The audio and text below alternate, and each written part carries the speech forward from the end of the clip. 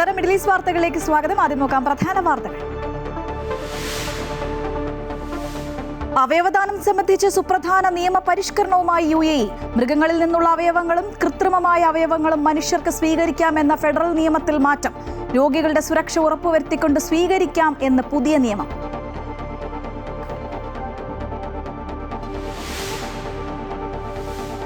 IndiGo പ്രതിസന്ധിയിൽ കേന്ദ്ര സർക്കാരിനെ വിമർശിച്ച് ഡൽഹി ഹൈക്കോടതി. പ്രതിസന്ധി രൂക്ഷമാകും വരെ ഇടപെടൽ വൈകിയതെന്തെന്നും ടിക്കറ്റിന് 40,000 രൂപ വരെ ഈടാക്കുന്ന സാഹചര്യം എങ്ങനെ ഉണ്ടായെന്നും ചോദ്യം. യാത്രക്കാർക്ക് നഷ്ടപരിഹാരം എത്രയും വേഗം ഉറപ്പാക്കണമെന്ന് കോടതി. ഇന്ന് റദ്ദാക്കിയത് 220 സർവീസുകൾ.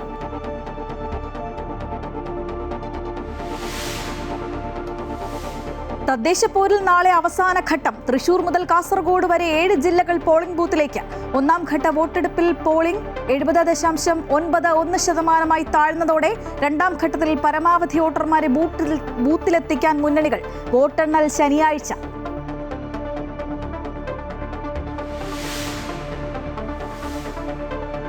സൗദി ഊർജ്ജ മന്ത്രാലയത്തിന്റെ മേൽനോട്ടത്തിൽ സിറിയയിലെ എണ്ണവാതക പാടങ്ങൾ വികസിപ്പിക്കാൻ 4 സൗദി കമ്പനികൾ കരാറുകൾ ഒപ്പുവെച്ചു. കരാറുകൾ സാങ്കേതിക പിന്തുണ, വികസനം, ഉൽപാദനം എന്നീ മേഖലകളിൽ.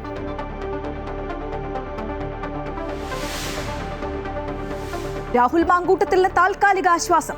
രണ്ടാമത്തെ ബലാത്സംഗ കേസിൽ ഉപാധികളോടെ മുൻകൂർ ജാമ്യം. ബലാത്സംഗത്തിന് പ്രഥമ ദൃഷ്ട്യാ കേസില്ല. പരാതി നൽകിയതിലെ കാലതാമസവും FIRലെയും മൊഴിയിലെയും വൈരുദ്ധ്യവും ചൂണ്ടിക്കാട്ടി കോടതി. FIRന്റെ പകർപ്പ് അമൃത ന്യൂസിന്. രാഹുൽ നാളെ പാലക്കാട് വോട്ട് ചെയ്യാനെത്തിയേക്കും.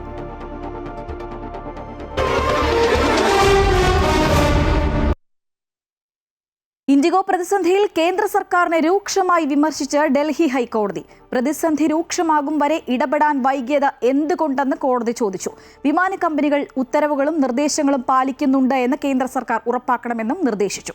ഇന്നും വിമാന സർവീസുകൾ തടസ്സപ്പെട്ടു. 220 സർവീസുകളാണ് ഇന്ന് റദ്ദാക്കിയത്. ഇൻഡിഗോ സർവീസ് പ്രതിസന്ധിയിൽ കേന്ദ്ര സർക്കാരിനോട് ഒട്ടേറെ ചോദ്യങ്ങളാണ് ഡൽഹി ഹൈക്കോടതി ചോദിച്ചത്. പ്രതിസന്ധി രൂക്ഷമാകും വരെ ഇടപെടാൻ വൈകിയത് എന്തുകൊണ്ടെന്ന് കോടതി ചോദിച്ചു. വ്യോമയാന പ്രതിസന്ധി രാജ്യത്തിന്റെ സാമ്പത്തിക വ്യവസ്ഥയെ ബാധിക്കില്ലേയെന്നും ചോദ്യമുയർന്നു. സ്ഥിതിഗതികൾ കൂടുതൽ വഷളാകാൻ കേന്ദ്രം അനുവദിച്ചെന്നും പ്രതിസന്ധി പൊട്ടിപ്പുറപ്പെട്ടതിനു ശേഷം മാത്രമാണ് നടപടികൾ എടുത്തത് എന്നും കോടതി വിമർശിച്ചു. യാത്രക്കാർക്ക് നഷ്ടപരിഹാരം നൽകാനുള്ള വ്യവസ്ഥകൾ ഇൻഡിഗോ കർശനമായി പാലിക്കണമെന്ന് ഡൽഹി ഹൈക്കോടതി നിർദ്ദേശിച്ചു. മറ്റ് വിമാന കമ്പനികൾ ടിക്കറ്റിന് 40,000 രൂപ വരെ ഈടാക്കുന്ന സാഹചര്യം ഉണ്ടായത് എങ്ങനെയെന്നും കോടതി ചോദിച്ചു. വിമാന കമ്പനികൾ ഉത്തരവുകളും നിർദ്ദേശങ്ങളും പാലിക്കുന്നുണ്ടെന്ന് കേന്ദ്ര സർക്കാർ ഉറപ്പാക്കണമെന്നും കോടതി വ്യക്തമാക്കി. വ്യോമയാന മന്ത്രാലയവും DGCAയും ഇക്കാര്യം ശ്രദ്ധിക്കണമെന്നും കോടതി നിർദ്ദേശിച്ചു. പ്രതിസന്ധിയിൽ ജുഡീഷ്യൽ അന്വേഷണം ആവശ്യപ്പെട്ട് അഭിഭാഷകൻ നൽകിയ ഹർജിയിലാണ് കോടതി ഇടപെടൽ. ഇന്നും ഇൻഡിഗോ വിമാന സർവീസുകൾ തടസ്സപ്പെട്ടു. 220 സർവീസുകളാണ് ഇന്ന് റദ്ദാക്കിയത്. ഡൽഹി, മുംബൈ, ബംഗളൂരു എന്നിവിടങ്ങളിൽ നിന്നുള്ള വിമാന സർവീസുകളാണ് കൂടുതലായും റദ്ദാക്കിയത്. അമൃത ന്യൂസ്, ന്യൂഡൽഹി. സൗദി ഊർജ്ജ മന്ത്രാലയത്തിന്റെ മേൽനോട്ടത്തിൽ സിറിയയിലെ എണ്ണവാതക പാടങ്ങൾ വികസിപ്പിക്കാൻ 4 സൗദി കമ്പനികൾ കരാറുകൾ ഒപ്പുവെച്ചു. Taqa company, ADES holding, Arabian drilling company, Arabian geophysical and surveying എന്നീ കമ്പനികളാണ് സിറിയയിലെ എണ്ണവാതക പാടങ്ങളിലെ സേവനങ്ങൾ, സാങ്കേതിക പിന്തുണ, വികസനം, ഉൽപാദനം എന്നീ മേഖലകളിൽ സിറിയൻ പെട്രോളിയം കമ്പനിയുമായി കരാറുകൾ ഒപ്പുവെച്ചത്. അവയവദാനം സംബന്ധിച്ച് സുപ്രധാന നിയമ പരിഷ്കരണവുമായി UAE. മൃഗങ്ങളിൽ നിന്നുള്ള അവയവങ്ങളും കൃത്രിമമായി നിർമ്മിക്കപ്പെട്ടതുമായ അവയവങ്ങൾ മനുഷ്യർക്ക് സ്വീകരിക്കാമെന്ന ഫെഡറൽ ഡിക്രി നിയമത്തിൽ മാറ്റം വരുത്തി. രോഗികളുടെ സുരക്ഷ ഉറപ്പുവരുത്തിക്കൊണ്ട് മൃഗങ്ങളിൽ നിന്നുള്ള അവയവങ്ങളോ കൃത്രിമമായി നിർമ്മിക്കുന്ന അവയവങ്ങളോ സ്വീകരിക്കാമെന്ന് പുതുക്കിയ നിയമത്തിൽ വ്യക്തമാക്കുന്നു. മാറ്റിവെക്കലുമായി ബന്ധപ്പെട്ട ആരോഗ്യപരമായ എല്ലാ കാര്യങ്ങളെക്കുറിച്ചും രോഗിയെയോ രോഗിയുടെ നിയമപരമായ പ്രതിനിധിയെയോ അറിയിച്ച് സമ്മതം വാങ്ങണമെന്നും നിയമത്തിൽ വ്യക്തമാക്കുന്നു. മാറ്റിവെക്കൽ നടപടിക്രമങ്ങൾക്ക് മുൻപ് ഇത് സംബന്ധിച്ച പ്രത്യേക സമിതിയുടെ അംഗീകാരവും നിർബന്ധമാണ്.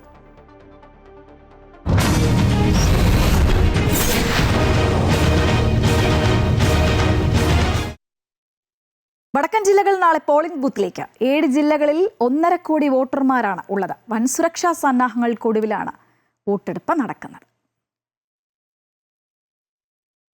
കാസർഗോഡ് ജില്ലയിൽ 11,12,190 വോട്ടർമാരാണുള്ളത്. 3 നഗരസഭകളിലേക്കും ജില്ലാ പഞ്ചായത്തിലേക്കും 6 ബ്ലോക്ക് പഞ്ചായത്തുകളിലേക്കും 38 ഗ്രാമപഞ്ചായത്തുകളിലേക്കുമായാണ് വോട്ടെടുപ്പ്. ആകെ സ്ഥാനാർത്ഥികൾ 2,885. കണ്ണൂരിൽ 27,36,817 വോട്ടർമാരുണ്ട്. 71 ഗ്രാമപഞ്ചായത്തുകളിലും 8 നഗരസഭകളിലും 1 കോർപ്പറേഷനിലും 11 ബ്ലോക്കുകളിലും ജില്ലാ പഞ്ചായത്തിലേക്കുമായി 7208 സ്ഥാനാർത്ഥികളുണ്ട്. സംസ്ഥാനത്തെ 2513 പ്രശ്നബാധിത ബൂത്തുകളിൽ പകുതിയോളം കണ്ണൂരിലാണ്. 26,82,682 വോട്ടർമാരുണ്ട് കോഴിക്കോട്.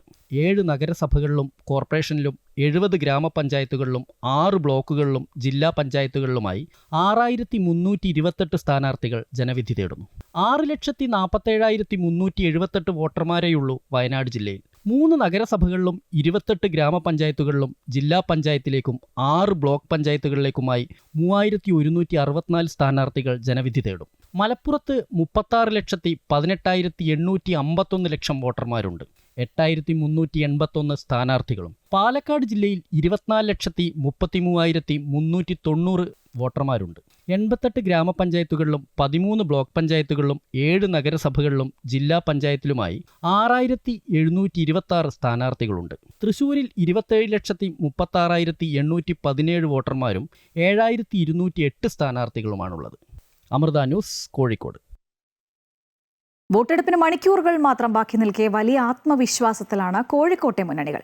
ആര് ശ്രമിച്ചാലും കോഴിക്കോട് ഇടതുപക്ഷത്തിനുള്ള സ്വാധീനം കുറയില്ല എന്ന വാദത്തിൽ LDFും ചുവപ്പുകോട്ട തകർന്നടിയുമെന്ന വിശ്വാസത്തിൽ UDFും ഉറച്ചു നിൽക്കുകയാണ്. കോഴിക്കോട് LDFും UDFും അപ്രസക്തമാകുമെന്നാണ് BJP പറയുന്നത്.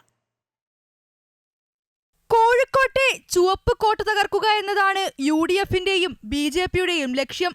എന്നാൽ കഴിഞ്ഞ നാളുകളിലെ കോഴിക്കോട്ടെ ചരിത്രം എടുത്തു നോക്കിയാൽ അതത്ര എളുപ്പമല്ല. പതിറ്റാണ്ടുകളായി ഇടതുപക്ഷത്തിന്റെ കൈകളിലാണ് കോർപ്പറേഷന്റെയും ജില്ലാ പഞ്ചായത്തിന്റെയും ഭരണം.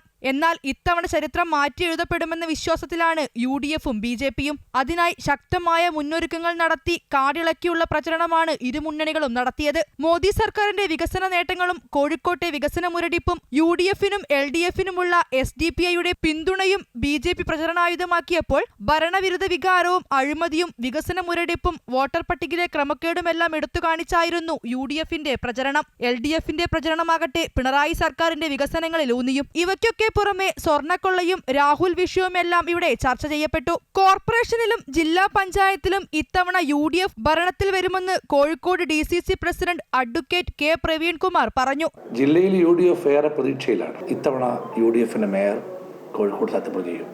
ചരിത്രത്തിലാദ്യമായി UDF ജില്ലാ പഞ്ചായത്തിൽ ഭരണം നടത്തും. എന്നാൽ BJP കോർപ്പറേഷനിൽ ഒറ്റകക്ഷിയാകുമെന്നാണ് അവരുടെ വാദം. BJPക്ക് സ്വാധീനമുള്ള ഇടങ്ങളിൽ കോൺഗ്രസും CPMും ചേർന്ന് ഒറ്റക്കെട്ടായി പ്രവർത്തിക്കുന്നുവെന്നും BJP കോഴിക്കോട് സിറ്റി ജില്ലാ president advocate KP Prakash Babu ആരോപിച്ചു. BJPയുടെ സിറ്റിംഗ് വാർഡുകളിൽ BJP പിടിച്ചെടുക്കുന്ന വാർഡുകളിൽ LDFും UDFും തമ്മിൽ ധാരണയായിരിക്കുന്നു.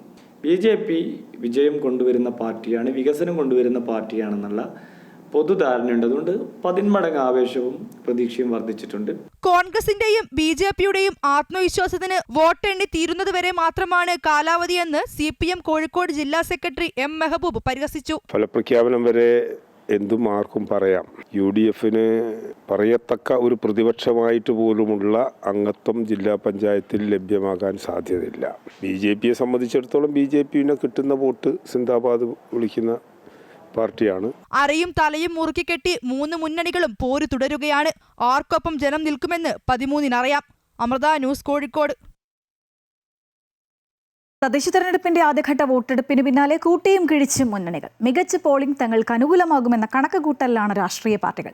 70.9% പോളിംഗാണ് ആദ്യഘട്ടത്തിൽ രേഖപ്പെടുത്തിയത്. ശക്തമായ പ്രചാരണത്തിനൊടുവിൽ ആദ്യഘട്ട വോട്ടെടുപ്പ് പൂർത്തിയായപ്പോൾ ശുഭപ്രതീക്ഷയിലാണ് മുന്നണികൾ. ഭേദപ്പെട്ട പോളിംഗ് ശതമാനം തങ്ങൾക്ക് അനുകൂലമാകുമെന്ന വിലയിരുത്തലിലാണ് ഓരോ കക്ഷികളും. ഏറ്റവും കൂടുതൽ പോളിംഗ് എറണാകുളം ജില്ലയിലും കുറവ് പത്തനംതിട്ടയിലുമാണ് രേഖപ്പെടുത്തിയിരിക്കുന്നത്. തദ്ദേശ തെരഞ്ഞെടുപ്പുകളിലെ മുൻകാല മേധാവിത്വം തുടരാനാകുമെന്ന പ്രതീക്ഷയിലാണ് LDF. ഭരണവിരുദ്ധ വികാരം കൊണ്ട് ഈ മേധാവിത്വം മറികടക്കാൻ കഴിയുമെന്ന കണക്കുകൂട്ടലിലാണ് UDF. കഴിഞ്ഞ തവണത്തേക്കാൾ വോട്ടിംഗ് ശതമാനം വർദ്ധിപ്പിക്കാനാകുമെന്ന പ്രതീക്ഷയിലാണ് BJP. ആദ്യഘട്ട തെരഞ്ഞെടുപ്പ് നടന്ന ജില്ലകളിൽ എറണാകുളം ഒഴികെയുള്ള എല്ലാ ജില്ലകളിലും നിലവിൽ LDFിനാണ് ആധിപത്യം. എന്നാൽ ശബരിമല സ്വർണ്ണക്കൊള്ള തെരഞ്ഞെടുപ്പിൽ പ്രതിഫലിക്കുമെന്ന പ്രതീക്ഷയിലാണ് UDFും BJPയും. തിരുവനന്തപുരം നഗരസഭയിൽ കഴിഞ്ഞ തവണത്തേക്കാൾ പോളിംഗ് ശതമാനം കുറവാണെങ്കിലും വലിയ വിജയപ്രതീക്ഷയാണ് എല്ലാ മുന്നണികളും വച്ചുപുലർത്തുന്നത്. അമൃത ന്യൂസ്, തിരുവനന്തപുരം. പാലക്കാട് MLA രാഹുൽ മാങ്കൂട്ടത്തിനെതിരെ രജിസ്റ്റർ ചെയ്ത രണ്ടാമത്തെ ബലാത്സംഗ കേസിൽ കോടതി മുൻകൂർ ജാമ്യം അനുവദിച്ചു. തിരുവനന്തപുരം ജില്ലാ സെഷൻസ് കോടതിയാണ് ജാമ്യം അനുവദിച്ചത്. രാഹുലിനെതിരായ പരാതിയിൽ കോടതി സംശയം പ്രകടിപ്പിച്ചു. FIRലും മൊഴിയിലും വൈരുദ്ധ്യമുള്ളതായാണ് കോടതി വിലയിരുത്തൽ. ഉപാധികളോടെയാണ് ജാമ്യം. കോടതി ഉത്തരവിന്റെ പകർപ്പ് അമൃത വാർത്തകൾക്ക് ലഭിച്ചു.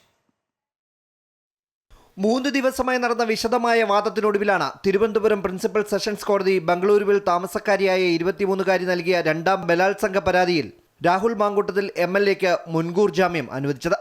എല്ലാ തിങ്കളാഴ്ചയും അന്വേഷണ ഉദ്യോഗസ്ഥയ്ക്ക് മുന്നിൽ ഹാജരായി ഒപ്പുവെക്കണമെന്ന ഉപാധിയോടെയാണ് ജാമ്യം. സാക്ഷികളെ സ്വാധീനിക്കരുത്, അന്വേഷണത്തോട് പൂർണ്ണമായും സഹകരിക്കണമെന്നും കോടതി ഉത്തരവിൽ പറയുന്നു. അറസ്റ്റ് ചെയ്താൽ ജാമ്യത്തിൽ വിടണമെന്നും ഉത്തരവ് വ്യക്തമാക്കുന്നുണ്ട്. അതേസമയം രാഹുലിനെതിരായ പരാതിയിൽ സംശയത്തിന്റെ കൂടി അടിസ്ഥാനത്തിലാണ് കോടതി മുൻകൂർ ജാമ്യം നൽകിയത്. ഗൗരവകരമായ കുറ്റകൃത്യ ആരോപണമാണ് രാഹുലിനെതിരെയുള്ളത്. പരാതി ഉന്നയിക്കുന്നതിലും താമസം നേരിട്ടതിലും കോടതി സംശയം പ്രകടിപ്പിച്ചു. FIRലും മൊഴിയിലും വ്യത്യാസമുണ്ടെന്നാണ് കോടതിയുടെ വിലയിരുത്തൽ. പോലീസിൽ പരാതി നൽകാതെ ആദ്യ പരാതി KPCC പ്രസിഡന്റിന് നൽകിയതിലും കോടതി സംശയം പ്രകടിപ്പിച്ചിട്ടുണ്ട്. കേസിൽ ഹൈക്കോടതിയിൽ അപ്പീൽ സമർപ്പിക്കാനാണ് പ്രോസിക്യൂഷന്റെ തീരുമാനം. നിലവിൽ ആദ്യ ബലാത്സംഗ കേസിൽ ഉൾപ്പെട്ടതിനെ തുടർന്ന് ഒളിവിൽ പോയ രാഹുൽ മാങ്കൂട്ടത്തിൽ 2 ആഴ്ചയായി ഒളിവിൽ തുടരുകയാണ്. ജാമ്യം ലഭിച്ചതോടെ രാഹുൽ നാളെ നടക്കുന്ന 2ാം ഘട്ട വോട്ടെടുപ്പിൽ പാലക്കാടെത്തി വോട്ട് ചെയ്തേക്കുമെന്നാണ് സൂചന. ആദ്യ ബലാത്സംഗ കേസിലെ ജാമ്യഹർജി 15-ന് ഹൈക്കോടതി പരിഗണിക്കാനിരിക്കെയാണ് 2ാം കേസിൽ മുൻകൂർ ജാമ്യം അനുവദിച്ചിരിക്കുന്നത്. അമൃത ന്യൂസ്, തിരുവനന്തപുരം. രാഹുൽ മാങ്കൂട്ടത്തിന് ജാമ്യം കിട്ടിയത് പ്രോസിക്യൂഷന്റെ കഴിവുകേടെന്ന് കോൺഗ്രസ് നേതാവ് K മുരളീധരൻ. പുകഞ്ഞ കൊള്ളി പുറത്തെന്നും കേരള പോലീസ് പരാജയമെന്നും അദ്ദേഹം പറഞ്ഞു. രാഹുലിന് ജാമ്യം കിട്ടിയത് പ്രോസിക്യൂഷന്റെ കഴിവുകേട്. അതല്ലാതെ ഞങ്ങൾക്കിപ്പോൾ അദ്ദേഹത്തിന് കിട്ടിയാലും കിട്ടിയില്ലെങ്കിലും ഞങ്ങൾ ആ ചാപ്റ്റർ ക്ലോസ് ചെയ്ത് കഴിഞ്ഞു. പാർട്ടിക്ക് പുറത്തുള്ള ഒരാൾ അദ്ദേഹത്തിന് ജാമ്യം കിട്ടിയാലും ഇല്ലെങ്കിലും പാർട്ടിക്ക് അത് അന്വേഷിക്കേണ്ട കാര്യമില്ല. SIR ചർച്ചയിൽ ലോക്സഭയിൽ ബഹളം. കേന്ദ്ര ആഭ്യന്തരമന്ത്രി അമിത്ഷായും രാഹുൽ ഗാന്ധിയും തമ്മിൽ വാക്പോര്. വോട്ട് കൊള്ള നടന്നിട്ടില്ലെന്നും വോട്ടർ പട്ടികയുടെ പൂർണ്ണ ഉത്തരവാദിത്തം തെരഞ്ഞെടുപ്പ് കമ്മീഷനെന്നും അമിത്ഷാ. തന്റെ വാർത്താ സമ്മേളനത്തിൽ അധിഷ്ഠിതമായാണ് അമിത്ഷായുടെ മറുപടിയെങ്കിൽ അതിൽ മാത്രം നിന്ന് ചർച്ച നടത്താമെന്ന് രാഹുൽ ഗാന്ധി പറഞ്ഞു. താൻ എന്തിനെപ്പറ്റി പറയണമെന്ന് തീരുമാനിക്കുന്ന രാഹുൽ ഗാന്ധി അല്ല എന്നും നിയമസഭയിൽ എന്ത് സംസാരിക്കണമെന്ന് തനിക്കറിയാമെന്നും അമിത്ഷാ മറുപടി നൽകി. കോൺഗ്രസ് ജയിച്ചപ്പോൾ വോട്ട് മോഷണമൊന്നും ഇല്ലായിരുന്നു എന്ന് അമിത്ഷാ പരിഹസിച്ചു. मान्यवर पहली बात मैं स्पष्ट करना चाहता हूं, मैं 30 साल से विधानसभा और संसद में जनप्रतिनिधि के रूप में चुनकर आता हूं. मुझे लंबा अनुभव है संसदीय प्रणाली का. विपक्ष के नेता महोदय कहते हैं कि पहले मेरी बात का आप जवाब दीजिए, मैं सुनना चाहता हूं. आपकी मुनसफी से संसद नहीं चलेगी. मेरे यहाँ बोलने का क्रम मैं तय करूंगा. Yes. Let us go. Yes. Let us have very good idea. Let us have a debate on the press conference. Okay. Amit Shah ji, I challenge you to have a debate on the 3 press conferences. Please. നടിയെ ആക്രമിച്ച കേസിലെ വിധി പ്രഖ്യാപനത്തിന് മുൻപ് ചോർന്നു എന്ന ആരോപണത്തിൽ അഭിഭാഷക അസോസിയേഷനിൽ ഭിന്നത. ഊമക്കത്ത് ലഭിച്ചതിന്റെ പേരിൽ ഹൈക്കോടതി ചീഫ് ജസ്റ്റിസിന് കത്ത് നൽകിയ അസോസിയേഷൻ പ്രസിഡന്റിന്റെ നടപടിക്കെതിരെ എക്സിക്യൂട്ടീവ് കമ്മിറ്റി അംഗങ്ങൾ രംഗത്തെത്തി. അഭിഭാഷക വിധി ചോർന്നു എന്ന ആരോപണത്തെ അഭിഭാഷകരിൽ ചിലർ പിന്തുണയ്ക്കുന്നത് ജുഡീഷ്യറിയുടെ വിശ്വാസ്യതയെ ചോദ്യം ചെയ്യുന്നതിന് തുല്യമാണെന്ന് അസോസിയേഷൻ അംഗങ്ങൾക്കിടയിൽ നിന്നും വിമർശനവും ഉയർന്നിട്ടുണ്ട്. നടിയെ ആക്രമിച്ച കേസിൽ 1 മുതൽ 6 വരെ പ്രതികൾ ശിക്ഷിക്കപ്പെടുമെന്നും ദിലീപ് അടക്കം മറ്റ് പ്രതികൾ വിട്ടയക്കപ്പെടുമെന്നും സൂചിപ്പിച്ച് ഊമക്കത്ത് ലഭിച്ചതായി ഹൈക്കോടതി അഭിഭാഷക association president advocate Yashwant Shenoy ഹൈക്കോടതി ചീഫ് ജസ്റ്റിസിന് കത്തയച്ചിരുന്നു. കേസിൽ വിധി വരും മുൻപ് ചോർന്നെന്ന ആരോപണത്തിൽ വിശദമായ അന്വേഷണം വേണമെന്നായിരുന്നു യശ്വന്ത് ഷേണായി കത്തിൽ ആവശ്യപ്പെട്ടിരുന്നത്. ഇതിനെ തള്ളിയാണ് അഭിഭാഷക അസോസിയേഷൻ എക്സിക്യൂട്ടീവ് കമ്മിറ്റി രംഗത്തെത്തിയിരിക്കുന്നത്. അസോസിയേഷൻ പ്രസിഡന്റിന്റെ നടപടി എക്സിക്യൂട്ടീവ് കമ്മിറ്റിയിൽ ചർച്ച ചെയ്യാതെയാണെന്നും ഇത് അനുചിതമാണെന്നും ഇന്ന് ചേർന്ന എക്സിക്യൂട്ടീവ് കമ്മിറ്റി യോഗം വിലയിരുത്തി. അസോസിയേഷൻ പ്രസിഡന്റ് നൽകിയ കത്ത് ചീഫ് ജസ്റ്റിസിന്റെ പരിഗണനയിൽ ആയതിനാൽ ഈ വിഷയത്തിൽ കൂടുതൽ പ്രതികരണങ്ങൾ വേണ്ടതില്ലെന്നുമാണ് എക്സിക്യൂട്ടീവ് കമ്മിറ്റിയുടെ തീരുമാനം. ഇതിനിടെ അഭിഭാഷക അസോസിയേഷൻ പ്രസിഡന്റിന്റെ നടപടിയെ പരസ്യമായി വിമർശിച്ച് അസോസിയേഷൻ അംഗങ്ങളിൽ തന്നെ ചിലർ രംഗത്തെത്തുകയും ചെയ്തു. അതേസമയം നടിയെ ആക്രമിച്ച കേസിൽ കുറ്റക്കാരാണെന്ന് കോടതി കണ്ടെത്തിയ 6 പ്രതികൾക്കും ജീവപര്യന്തം ശിക്ഷ നൽകണമെന്ന് പ്രോസിക്യൂഷൻ കോടതിയിൽ ആവശ്യപ്പെടും. പ്രതികളെ മാതൃകാപരമായി ശിക്ഷിക്കണമെന്ന് വെള്ളിയാഴ്ച കോടതിയിൽ ആവശ്യപ്പെടാനാണ് പ്രോസിക്യൂഷന്റെ നീക്കം. അമൃത ന്യൂസ്, കൊച്ചി. ഗൾഫ് മേഖലയിൽ നിന്നുള്ള കൂടുതൽ വാർത്തകൾ നോക്കാം. ജിദ്ദ നഗരത്തിൽ ഇന്നലെ പെയ്ത കനത്ത മഴയ്ക്കിടെ വൈദ്യുതി പോസ്റ്റിൽ നിന്ന് ഷോക്കേറ്റ് സൗദി പൗരൻ മരിച്ചു. വെള്ളം കയറിയ റോഡിലൂടെ നടന്നു പോകുന്നതിനിടെ വൈദ്യുതി പോസ്റ്റിൽ പിടിച്ചപ്പോഴാണ് ഷോക്കേറ്റത്. കനത്ത മഴയിലും ശക്തമായ കാറ്റിലും ജിദ്ദ അൽഫലാഹ് ഡിസ്ട്രിക്റ്റിൽ പ്രവർത്തിക്കുന്ന പെട്രോൾ ബങ്കിന്റെ മേൽക്കൂര തകർന്നു. ഇന്നലെ സൗദിയിൽ ഏറ്റവും അധികം മഴ ലഭിച്ചത് ജിദ്ദയിലാണ് എന്ന് ദേശീയ കാലാവസ്ഥാ കേന്ദ്രം അറിയിച്ചു. Riyadh, Mecca, Tabuk, Jizan, Taif തുടങ്ങിയ സ്ഥലങ്ങളിൽ അടുത്ത വ്യാഴാഴ്ച വരെ ഇടിമിന്നലോടുകൂടിയ കനത്ത മഴ തുടരാൻ സാധ്യതയുണ്ടെന്ന് ദേശീയ കാലാവസ്ഥാ കേന്ദ്രം അറിയിച്ചു. സൗദിയുടെ പ്രധാന വരുമാന മാർഗമായ എണ്ണയ്ക്ക് ശേഷം രാജ്യത്തിന്റെ സമ്പദ് വ്യവസ്ഥയുടെ രണ്ടാമത്തെ വലിയ ചാലക ശക്തിയായി വിനോദസഞ്ചാര വ്യവസായത്തെ മാറ്റാൻ സൗദി അറേബ്യ ശ്രമിക്കുന്നതായി സൗദി ടൂറിസം മന്ത്രി അഹമ്മദ് അൽ ഖത്തീബ് പറഞ്ഞു. റിയാദിൽ ഡെവലപ്മെന്റ് ഫിനാൻസ് കോൺഫറൻസ് 2025 നടന്ന പാനൽ ചർച്ചയിൽ പങ്കെടുത്ത് സംസാരിക്കുകയായിരുന്നു മന്ത്രി. ടൂറിസം മേഖല ആഗോളതലത്തിൽ 3% വളർച്ച കൈവരിക്കുന്നുണ്ട്. 2030 ആകുമ്പോഴേക്കും സൗദിയിൽ മൊത്തം ആഭ്യന്തര ഉൽപ്പാദനത്തിൽ ടൂറിസം മേഖലയുടെ സംഭാവന 10% ഉയർത്താനാണ് ലക്ഷ്യമിടുന്നത്. യുഎഇയിലെ എല്ലാ പള്ളികളിലും വെള്ളിയാഴ്ച ഉച്ചയ്ക്കുള്ള പ്രാർത്ഥനാ സമയം മാറ്റി. രാജ്യമൊട്ടാകെ ജനുവരി 2 വെള്ളിയാഴ്ച മുതൽ ജുമുഅ നിസ്കാര സമയം ഉച്ചയ്ക്ക് ശേഷം 12:45 ഔഖാഫ് എന്നറിയപ്പെടുന്ന യുഎഇ ഇസ്ലാമിക കാര്യ എൻഡോമെന്റ് സക്കാത്ത് അതോറിറ്റി അറിയിച്ചു. നിലവിൽ ഉച്ചയ്ക്ക് ശേഷം 1:15 പ്രാർത്ഥന നടക്കുന്നത്. പുതിയ സമയക്രമം പാലിച്ച് വിശ്വാസികൾ പള്ളിയിലെത്തി പ്രാർത്ഥനയിൽ പങ്കെടുക്കണമെന്ന് ഔഖാഫ് അറിയിച്ചു. ഷാർജ ഒഴികെയുള്ള എമിറേറ്റുകളാണ് 2022 മുതൽ ഉച്ചയ്ക്ക് ശേഷം 1:15 എന്ന സമയം നിലവിൽ വന്നത്. ഷാർജയിൽ വെള്ളി മുതൽ ഞായർ വരെ വാരാന്ത്യ ദിവസങ്ങളായതിനാൽ ജുമുഅ നിസ്കാര സമയം 12:20 ജിദ്ദയിൽ നടന്നുകൊണ്ടിരിക്കുന്ന ജിദ്ദ റെഡ് സീ ഫിലിം ഫെസ്റ്റിവലിൽ ബോളിവുഡ് സൂപ്പർ താരം സൽമാൻ ഖാൻ വ്യാഴാഴ്ച അതിഥിയായി എത്തുന്നു. നാളെ വൈകിട്ട് 3:30 ആരാധകരുമായി താരം സംവദിക്കും. ഇന്ത്യൻ സിനിമയുടെ ചരിത്രത്തിൽ ഏറ്റവും ആഘോഷിക്കപ്പെടുന്ന താരമാണ് സൽമാൻ ഖാൻ.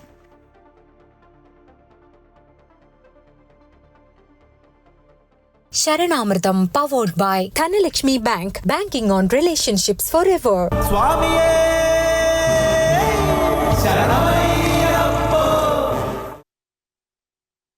നിരവധി തീർത്ഥാടകരാണ് ശബരിമലയിലേക്കുള്ള പരമ്പരാഗത കാനനപാതയായ എരുമേലി വഴിയുള്ള യാത്ര തിരഞ്ഞെടുക്കുന്നത്. പ്രകൃതി ഭംഗി ആസ്വദിച്ചുള്ള പാണ്ടിത്താവളം പുൽമേട് വഴിയുള്ള ശബരിമല യാത്രയുടെ കാഴ്ചകൾ ഒന്ന് കാണാം. ഭക്തിയും പ്രകൃതിയും ഒന്നായ കാഴ്ചകൾ ആസ്വദിച്ചുള്ള തീർത്ഥയാത്രയാണ് പുൽമേട് വഴിയുള്ള യാത്ര. ശബരിമല മുതൽ പമ്പ വരെ മണിക്കൂറുകളോളം ഭക്തർ ക്യൂ നിൽക്കുമ്പോൾ പുൽമേട് വഴിയുള്ള യാത്രയ്ക്കും പ്രിയമേറുകയാണ്. പൂർണ്ണമായും പെരിയാർ കടുവാ സങ്കേതത്തിലൂടെയാണ് യാത്ര. പമ്പയിൽ മഹാപ്രളയമുണ്ടായപ്പോൾ നിറപുത്തരിക്കുള്ള പൂജാദ്രവ്യങ്ങളും മറ്റും കൊണ്ടുപോയത് പുൽമേട് വഴിയായിരുന്നു. കോട്ടയം കുമളി റോഡിൽ വണ്ടിപ്പെരിയാറിൽ നിന്നുമാണ് പുൽമേട് വഴിയുള്ള ശബരിമല തീർത്ഥാടന യാത്ര ആരംഭിക്കുന്നത്. സത്രം വരെ വാഹനങ്ങൾ സഞ്ചരിക്കും. ഇവിടെ നിന്ന് സത്രത്തിലേക്ക് 13 കിലോമീറ്റർ ദൂരമുണ്ട്. പിന്നീട് കാൽനടയായാണ് യാത്ര. സത്രത്തിൽ നിന്ന് രാവിലെ 7-ന് ശേഷമേ പുൽമേട് ഭാഗത്തേക്ക് യാത്ര പുറപ്പെടാൻ അനുവാദമുള്ളൂ. ഇവിടെ ഒരു സുബ്രഹ്മണ്യ ക്ഷേത്രമുണ്ട്. ഉച്ചയ്ക്ക് 12 മണി കഴിഞ്ഞാൽ സത്രത്തിൽ നിന്ന് സന്നിധാനത്തേക്ക് ഭക്തരെ കടത്തിവിടില്ല. സത്രത്തിൽ ദേവസ്വം ബോർഡിന്റെയും പോലീസിന്റെയും കൗണ്ടറിൽ വെർച്വൽ ക്യൂ പാസ് കാണിക്കണം. ബുക്ക് ചെയ്യാത്തവർക്ക് വെർച്വൽ ക്യൂ പാസ് എടുക്കാൻ സൗകര്യവുമുണ്ട്. അടുത്ത ഘട്ടം സീതക്കുളമാണ്. ഇവിടെ വനം വകുപ്പിന്റെ വാച്ച് ടവറുണ്ട്. സത്രത്തിൽ നിന്ന് 6 കിലോമീറ്റർ നടന്നാൽ പുൽമേട്. പുൽമേടിന്റെ മുകളിൽ പോലീസ് പരിശോധനയും വനം വകുപ്പിന്റെ കടയുമുണ്ട്. ഈ കടയിൽ നിന്ന് കഞ്ഞിയും കപ്പയും കുടിവെള്ളവുമെല്ലാം ലഭിക്കും. നിരവധി ഭക്തരാണ് മണ്ഡലകാലത്ത് പുൽമേട് വഴിയുള്ള യാത്ര തിരഞ്ഞെടുക്കുന്നത്. വളരെ അനുഭവം നിറഞ്ഞൊരു യാത്രയാണ്. പ്രകൃതി അറിഞ്ഞു വരാനും കാട് ആസ്വദിക്കാനും. ഭക്ഷണത്തിന്റെ ഒരു സ്ഥലത്തേ ഉള്ളൂ പ്രശ്നമുള്ളൂ. പിന്നെ വെള്ളം 2-3 സ്ഥലത്തുണ്ട്. പുൽമേട്ടിൽ നിൽക്കുമ്പോൾ സന്നിധാനവും ആഴിയിൽ നിന്നുയരുന്ന പുകയും കാണാം. മകരവിളക്ക് ദിനമാണെങ്കിൽ ഒരു തടസ്സവും കൂടാതെ മകരജ്യോതിയും കാണാം. കഴുതക്കുഴിയും പാണ്ടിത്താവളവും MGR കല്ലുമൊക്കെ കടന്നാണ് യാത്ര. ഉരക്കുഴി തീർത്ഥത്തിന് സമീപം എത്തുന്നതോടെ പോലീസിന്റെ ചെക്ക് പോസ്റ്റ് കാണാം. പുൽമേട് വഴി എത്തുന്നവർക്ക് പമ്പയിൽ കുളിക്കാൻ കഴിയില്ല. പകരം അവർക്ക് ഉരക്കുഴി തീർത്ഥത്തിൽ കുളിക്കാം. അതിനുശേഷം 18ാം പടി ചവിട്ടി അയ്യനെ തൊഴാം. അമൃത ന്യൂസ്, സന്നിധാനം. ശബരിമല സ്വർണ്ണ കവർച്ച കേസിലെ രേഖകൾ ഇഡിക്ക് കൈമാറുന്നത് മനഃപൂർവ്വം വൈകിപ്പിച്ച സംസ്ഥാന സർക്കാർ. വിജിലൻസ് കോടതിയിലെ ഇഡി അപേക്ഷയിൽ എതിർപ്പ് രേഖാമൂലം അറിയിക്കാൻ SITക്ക് സാവകാശം വേണമെന്ന് പ്രോസിക്യൂഷൻ. അപേക്ഷ പരിഗണിക്കുന്നത് 17-ാം തീയതിയിലേക്ക് വീണ്ടും മാറ്റി. ശബരിമല സ്വർണ്ണ കവർച്ചയിൽ കള്ളപ്പണ ഇടപാട് നടന്നിട്ടുള്ളതായാണ് ഇഡിയുടെ കണ്ടെത്തൽ. അന്വേഷണത്തിന് തടസ്സമില്ല എന്ന് ഹൈക്കോടതി തന്നെ വ്യക്തമാക്കിയ സാഹചര്യത്തിലാണ് ഇഡി കൊല്ലം വിജിലൻസ് കോടതിയെ സമീപിച്ചത്. കേസിന്റെ FIR പകർപ്പുകളും റിമാൻഡ് റിപ്പോർട്ടുകളും അടക്കം ആവശ്യപ്പെട്ട ഇഡി അഭിഭാഷകൻ അഡ്വക്കേറ്റ് MJ സന്തോഷ് കോടതിയിൽ അപേക്ഷ സമർപ്പിച്ചിരുന്നു. എന്നാൽ ശബരിമലയിലേക്ക് ഇഡി അന്വേഷണം വേണ്ട എന്നതാണ് സംസ്ഥാന സർക്കാരിന്റെ നിലപാട്. പലവിധ കാരണങ്ങൾ പറഞ്ഞാണ് അന്വേഷണത്തിന് തടയിടുന്നത്. രേഖകൾ കൈമാറുന്നതിൽ എതിർവാദമുണ്ട് എന്ന് സർക്കാർ അറിയിച്ചതിനെ തുടർന്നാണ് അപേക്ഷ പരിഗണിക്കുന്നത് ആദ്യം മാറ്റിവെച്ചത്. എന്നാൽ രേഖാമൂലം എതിർപ്പറിയിക്കാൻ SITക്ക് കൂടുതൽ സമയം വേണമെന്ന് പ്രോസിക്യൂഷൻ കോടതിയിൽ ആവശ്യപ്പെട്ടു. തുടർന്ന് അപേക്ഷ പരിഗണിക്കുന്നത് 17-ാം തീയതിയിലേക്ക് മാറ്റുകയായിരുന്നു. ED അന്വേഷണം ആരംഭിച്ചാൽ മന്ത്രിമാർക്കടക്കം കുരുക്ക് വീഴുമോ എന്നതാണ് സർക്കാരിന്റെ ആശങ്ക. നിലവിൽ SIT അന്വേഷണം മതി എന്നതാണ് വാദം. 17-ാം തീയതിയും രേഖകൾ കൈമാറുന്നതിൽ തീരുമാനമായില്ല എങ്കിൽ ED മറ്റ് നടപടികളിലേക്ക് കടക്കും. നിലവിൽ 6 പേരാണ് സ്വർണ്ണക്കവർച്ചയുമായി ബന്ധപ്പെട്ട് അറസ്റ്റിലായത്. മുൻ MLAയും ദേവസ്വം മുൻ പ്രസിഡന്റുമായ A. പത്മകുമാറിൽ വരെയാണ് അന്വേഷണം എത്തി നിൽക്കുന്നത്. 12-ാം തീയതി പത്മകുമാർ സമർപ്പിച്ച ജാമ്യ ഹർജിയിലും വിജിലൻസ് കോടതി വിധി പറയും. അമൃത ന്യൂസ്, കൊല്ലം. മുഖ്യമന്ത്രിയുമായി തുറന്ന സംവാദത്തിന് തയ്യാറെന്നും പിണറായി എട്ടുകാലി മമ്മൂഞ്ഞാണെന്നും പ്രതിപക്ഷ നേതാവ് VD സതീശൻ. ശബരിമലയിലെ സ്വർണം കോടീശ്വരന് വിറ്റു എന്ന് ആദ്യം പറഞ്ഞത് താനാണ്. തെരഞ്ഞെടുപ്പ് കഴിയും വരെ മുൻ ദേവസ്വം മന്ത്രിയെ ചോദ്യം ചെയ്യാതിരിക്കാൻ സർക്കാർ SITക്ക് മേൽ സമ്മർദ്ദം ചെലുത്തിയെന്നും അദ്ദേഹം പറഞ്ഞു. ശബരിമല കേരളം മുഴുവൻ, കേരളത്തിലെ വിശ്വാസികൾ മാത്രമല്ല എല്ലാവരും അമ്പരന്ന് നിൽക്കുകയാണ്. കാരണം ശബരിമലയിൽ നടന്ന സ്വർണ്ണക്കൊള്ള കേട്ടുകേൾവിയില്ലാത്തൊരു കാര്യമാണ്. 2 മുൻ ദേവസ്വം ബോർഡ് പ്രസിഡന്റുമാരും CPMന്റെ സമുന്നതരായ നേതാക്കളും ജയിലിലാണ്. അതിൻ്റെ അന്വേഷണം ഹൈക്കോടതിയുടെ നേതൃത്വത്തിൽ നടക്കുകയാണ്. നമുക്കതിനകത്ത് പൂർണ്ണമായ വിശ്വാസമുണ്ട്. പക്ഷേ ആ അന്വേഷണം മുമ്പോട്ട് കൊണ്ടുപോകുന്നതിന് മുഖ്യമന്ത്രിയുടെ ഓഫീസ്, സംഘപരിവാർ ആഭിമുഖ്യമുള്ള സംഘടന HRDS നൽകുന്ന പ്രഥമ വീര സവർക്കർ അവാർഡ് കോൺഗ്രസ് MP ശശി തരൂറിന്. എന്നാൽ അവാർഡ് സ്വീകരിക്കില്ലെന്നും തന്നോട് ആലോചിക്കാതെ അവാർഡ് പ്രഖ്യാപിച്ചത് നിരുത്തരവാദപരമാണെന്നും തരൂർ പ്രതികരിച്ചു. എന്നാൽ തരൂരിന്റെ അനുമതിയോടെയാണ് നൽകാൻ തയ്യാറായതെന്നും സമ്മർദ്ദങ്ങൾക്ക് വഴങ്ങിയാണ് പിന്മാറ്റമെന്നും HRDS പ്രതികരിച്ചു. സന്നദ്ധ സാംസ്കാരിക മേഖലകളിൽ സജീവ സാന്നിധ്യമായ സംഘടനയാണ് HRDS. വിവിധ രാഷ്ട്രീയ നിലപാടുകളുള്ളവർ ഉണ്ടെങ്കിലും സംഘപരിവാർ ആഭിമുഖ്യമാണ് പ്രധാനമായും സംഘടനയ്ക്കുള്ളത്. രാജ്യത്തിന് നൽകിയ സംഭാവനകൾ കണക്കിലെടുത്താണ് വീർ സവർക്കറിന്റെ പേരിൽ പുരസ്കാരങ്ങൾ നൽകാൻ സംഘടന തീരുമാനിച്ചത്. പ്രധാന പുരസ്കാരം ശശി തരൂറിന് നൽകാനും തീരുമാനിച്ചു. നിലവിൽ പ്രധാനമന്ത്രിയെയും കേന്ദ്ര സർക്കാരിനെയും അനുകൂലിക്കുന്ന പ്രസ്താവനകൾ നടത്തി കോൺഗ്രസിനെ പ്രതിരോധത്തിലാക്കിയിട്ടുണ്ട് തരൂർ. ഇതിനു പിന്നാലെയാണ് പുരസ്കാരത്തിന് ശശി തരൂറിനെ തെരഞ്ഞെടുത്തത്. എന്നാൽ കോൺഗ്രസ് നേതാക്കൾ ഉൾപ്പെടെ തരൂരിനെതിരെ രംഗത്തെത്തിയതോടെ അവാർഡ് സ്വീകരിക്കില്ല എന്ന് അദ്ദേഹം നിലപാടെടുത്തു.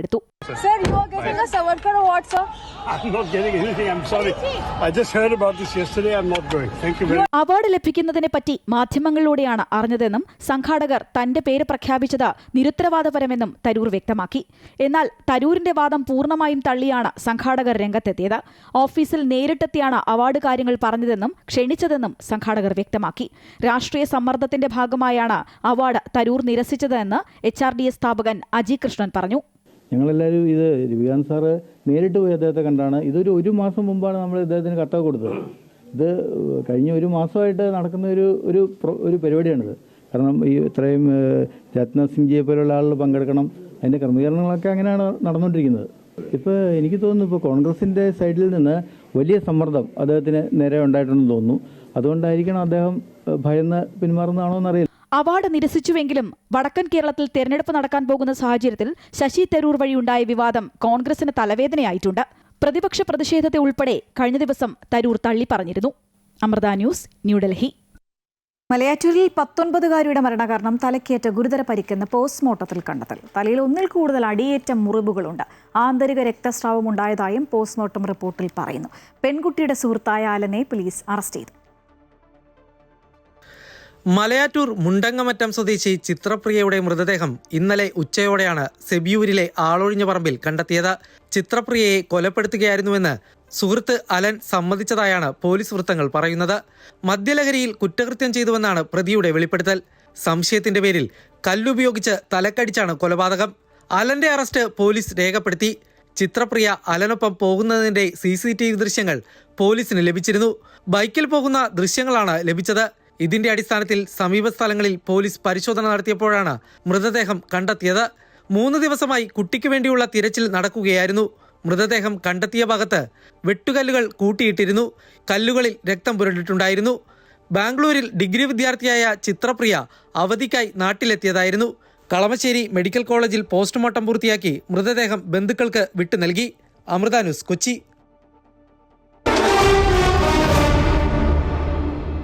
ദക്ഷിണാഫ്രിക്ക രണ്ടാം T20 മത്സരം നാളെ മുള്ളൻപൂരിൽ നടക്കും. ആദ്യ മത്സരത്തിൽ വമ്പൻ ജയം നേടിയ ഇന്ത്യ 5 മത്സരങ്ങളുള്ള പരമ്പരയിൽ 1-0 മുന്നിലാണ്. ആദ്യ മത്സരത്തിൽ 101 റൺസിന്റെ കൂറ്റൻ ജയം നേടിയെങ്കിലും മുൻനിര ബാറ്റ്സ്മാൻമാരുടെ പ്രകടനം ഇന്ത്യയെ ആശങ്കയിലാഴ്ത്തുന്നുണ്ട്. ആദ്യ മത്സരത്തിൽ മുൻനിര തകർന്നടിഞ്ഞപ്പോൾ ഹാർദിക് പാണ്ഡ്യയുടെ ബാറ്റിംഗ് മികവാണ് ഇന്ത്യയെ ഭേദപ്പെട്ട സ്കോറിലെത്തിച്ചത്. മിഡിൽ ഈസ്റ്റ് വാർത്തകൾ പൂർണ്ണമാകുകയാണ്. കൂടുതൽ വാർത്തകൾക്കായി അമൃത ന്യൂസ് യൂട്യൂബ് ചാനൽ കാണുക. നമസ്കാരം.